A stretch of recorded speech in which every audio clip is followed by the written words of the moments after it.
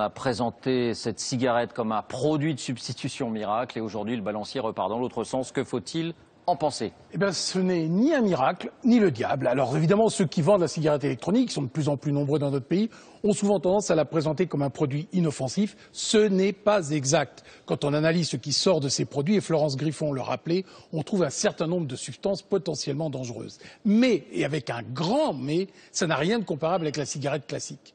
Selon une étude internationale qui a été faite il y a quelques mois, on s'aperçoit que ces substances potentiellement dangereuses sont de 9 à 450 fois moins concentrées dans la fumée des cigarettes électroniques que dans une cigarette normale. Alors, on vous dit bien sûr qu'il y a seulement un fumeur sur 4 qui utilise la cigarette électronique, qui va réduire sa consommation de tabac classique, c'est pas beaucoup. 1 sur 20 seulement va arrêter de fumer grâce à la cigarette électronique. C'est certes peu, mais dans un pays où tous les jours 200 personnes meurent à cause du tabac, même une petite réduction, c'est important. Et dans ce contexte, eh bien, on peut dire que la cigarette électronique, c'est un moindre mal. Merci docteur pour cette ordonnance.